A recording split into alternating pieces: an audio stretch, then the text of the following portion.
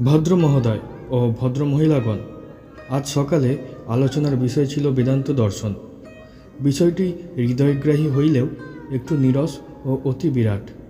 ইতিমধ্যে আপনাদের সভাপতি এবং উপস্থিত কয়েকজন ভদ্র মহোদয় ও ভদ্র মহিলা আমার কাজ ও এতদিনের কার্যক্রম সম্বন্ধে কিছু বলিবার জন্য আমাকে অনুরোধ করিয়াছেন।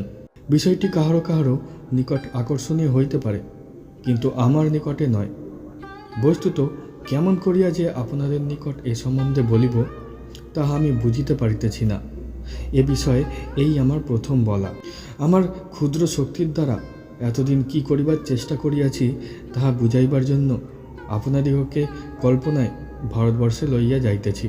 বিষয়বস্তুর খুঁটিনাটি ও বৈচিত্র্য লইয়া আলোচনার সময় আমাদের নাই। একটি বৈদেশিক জাতির সর্বপ্রকার বৈচিত্র্য এই অল্প সময়ের মধ্যে আপনাদের হৃদয়ঙ্গম করাও সম্ভব নয়। ভারতবর্ষের যথার্থ স্বরূপ কিছুটা আপনাদের সম্মুখে তুলিয়া ধরিতে চেষ্টা করিব। ভারতবর্ষ একটি ভগ্নস্তূপে পরিণত বিশাল অট্টালিকার মতো।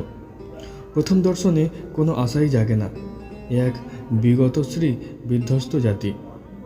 কিন্তু একটু ধৈর্য ধরিয়া লক্ষ্য করিলে এই রূপের পশ্চাতে ভারতের আরেকটি সত্য দেখিতে পাইবেন।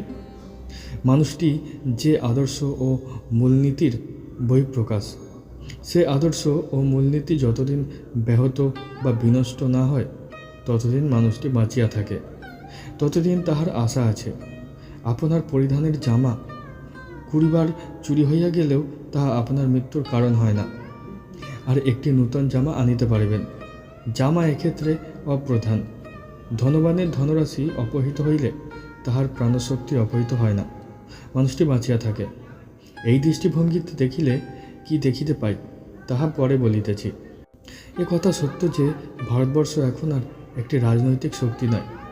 ভারতবর্ষ দাসত্ব শৃঙ্খলে আবদ্ধ একটি জাতি। নিজেদের শাসনকার্যে ভারতবাসীর কোনো হাত নাই।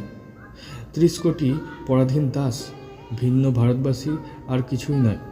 ভারতবাসীর জনপ্রতি মাসিক আয় গড়ে 2 শিলিং মাত্র। জনসাধারণের অধিকাংশের পক্ষে উপবাসী স্বাভাবিক অবস্থা।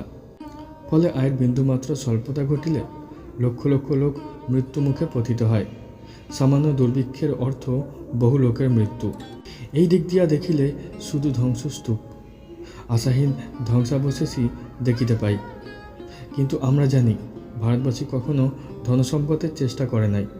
পৃথিবীর যে কোনো জাতি অপেক্ষা বিপুলতর অর্থসম্পদের অধিকারী হইয়াও ভারতবাসী কোনো দিন অর্থের জন্য লালায়িত হয় নাই। যুগ যুগ ধরিয়া ভারতবর্ষ এক শক্তিমান জাতি ছিল, কিন্তু তাহার কখনো ক্ষমতার লোভ ছিল না। অন্য জাতিকে জয় করিবার জন্য ভারতবাসী কখনো বাহিরে যায় নাই। নিজেদের সীমার মধ্যেই তাহারা সন্তুষ্ট ছিল, বাহিরের সহিত বিবাদে রত হয় নাই। ভারতীয় জাতি কখনো সাম্রাজ্য লাভের আকাঙ্ক্ষা করে নাই। পরাক্রম ও সম্পদ এ জাতির আদর্শ ছিল না। তবে ভারতবাসী ভুল করিয়া কি ঠিক পথে চলিয়াছিল তাহা এখানে আলোচ্য নয়। পৃথিবীর সকল জাতির মধ্যে এই একটি জাতি গভীরভাবে বিশ্বাস করিত, এই জীবনই একমাত্র সত্য নয়, ঈশ্বরই সত্য। সুখে দুঃখে তিনি তাহার আশ্রয়স্থল। ভারতবর্ষের অধঃপতনকালে এই জন্যই সর্বপ্রথম ধর্মের অবনতি ঘটিয়াছিল। হিন্দুগণ ধর্মের ভাবে পানাহার করে, ধর্মের ভাবে নিদ্রা যায়, ধর্মের ভাবে বিচরণ করে, ধর্মের ভাবে বিহারাদি করে, ধর্মের ভাবে দস্যুবৃত্তি করে। আপনারা কি কখনো এমন দেশ দেখিয়াছেন? সেখানে যদি আপনি দস্যুদল গঠন করিতে চান তবে দলের নেতাকে কোনরূপ ধর্ম প্রচার করিতে হইবে। তারপর কতকগুলি অসার দার্শনিক তত্ত্ব সূত্রাকারে প্রকাশ করিয়া বলিতে হইবে। এই দস্যুবৃত্তি ভগবান লাভের সবচেয়ে সুগম ও সহজ পন্থা। তবেই নেতা তাহার দল গঠন করিতে পারিবে, অন্যথা নয়। ইহাতেই প্রতিপন্ন হয় এ জাতির লক্ষ্য ও প্রাণশক্তি ধর্ম। এ ধর্মের উপর হস্তক্ষেপ হয় নাই বলিয়াই জাতি এখনও বাঁচিয়া আছে। রোমের কথা মনে করুন। রোমের জাতীয় লক্ষ্য ছিল সাম্রাজ্য প্রতিষ্ঠা ও উহার বিস্তার। যে মুহূর্তে এই সাম্রাজ্যবাদে বাধা পড়িল অমনি রোম চূর্ণ বিচূর্ণ হইয়া ধ্বংস হইল। গ্রীসের আদর্শ ছিল বুদ্ধিবৃত্তি। যে মুহূর্তে বুদ্ধির ক্ষেত্রে সংকট দেখা দিল, গ্রীসও অতীতের গর্ভে বিলীন হইয়া গেল। ঠিক এই অবস্থায় বর্তমান কালের স্পেন ও অন্যান্য নবীন দেশগুলির হইয়াছে। প্রত্যেক জাতিরই এ পৃথিবীতে একটি উদ্দেশ্য ও আদর্শ থাকে। যতক্ষণ এই লক্ষ্যটির উপর কোনো আঘাত না আসে, ততক্ষণ বাধা বিপত্তি সত্ত্বেও জাতি বাঁচিয়া থাকে। কিন্তু যে মুহূর্তে সেই আদর্শ ধ্বংসপ্রাপ্ত হয়, সঙ্গে সঙ্গে ওই জাতিরও মৃত্যু ঘটে। ভারতে সেই প্রাণশক্তি আজও অব্যাহত। এই শক্তি ভারতবাসী কখনো ত্যাগ করে নাই। ভারতীয়দের সর্বপ্রকার কুসংস্কার সত্ত্বেও এই প্রাণশক্তি আজও জাতির জীবনে সমভাবে প্রবাহিত। অতি ভয়ানক ঘৃণ্য কুসংস্কার সকল ভারতবর্ষে বর্তমান, তাহাতে কিছুই আসে যায় না। জাতির জীবন প্রবাহ ও জীবনোদ্দেশ্য আজও তেমনই আছে। ভারতীয়রা কোনো কালেই একটি শক্তিশালী বিজয় জাতি হইতে পারিবে না। কোনোদিন তাহারা রাজনীতির ক্ষেত্রে এক বৃহৎ শক্তিতে পরিণত হইবে না। এ কাজ তাহাদের নয়। বিশ্বসভায় ইহা ভারতবর্ষের ভূমিকা নয়। ভারতের ভূমিকা কি? ভারতবর্ষের আদর্শ ভগবান, একমাত্র ভগবান। যতদিন ভারতবর্ষ মৃত্যুপান করিয়াও ভগবানকে ধরিয়া থাকিবে, ততদিন তাহার আশা আছে। অতএব বিশ্লেষণান্তে আপনার সিদ্ধান্ত হইবে, বাহিরের এই দুঃখ দারিদ্র অকিঞ্চিৎকর, ইহা অন্তরের মানুষটিকে মারিতে পারে নাই।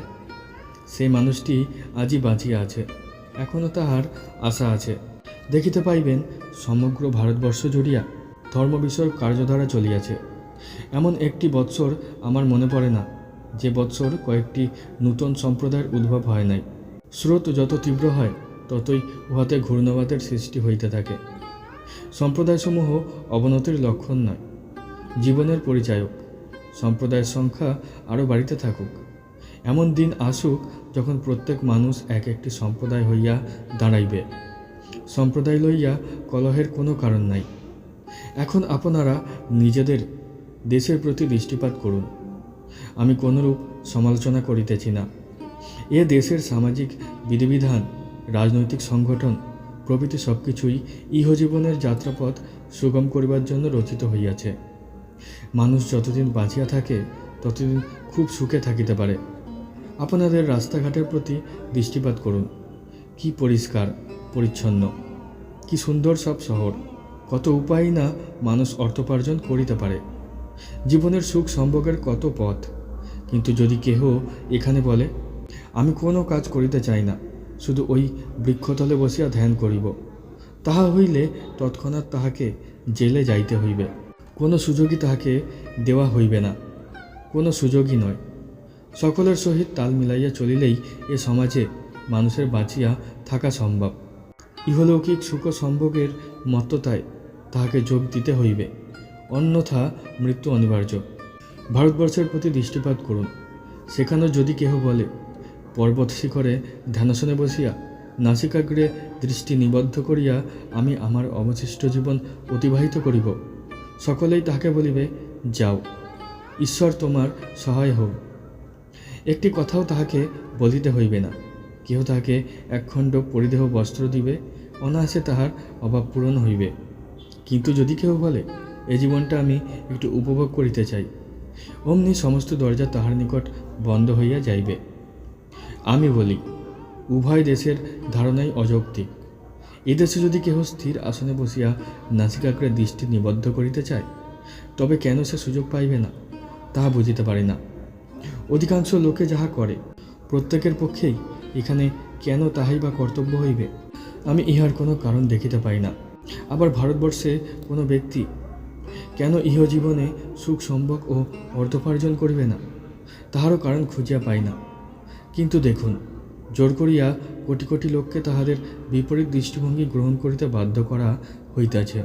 ইহা ঋষিমুনিদের অত্যাচার। এ অত্যাচার শ্রেষ্ঠ ব্যক্তিদের, মনীষীদের। এ অত্যাচার অধ্যাত্মবাদীর, জ্ঞানী পুরুষের। আর মনে রাখিবেন, অজ্ঞজনের অত্যাচার অপেক্ষা জ্ঞানবানের অত্যাচার অনেক বেশি শক্তিশালী।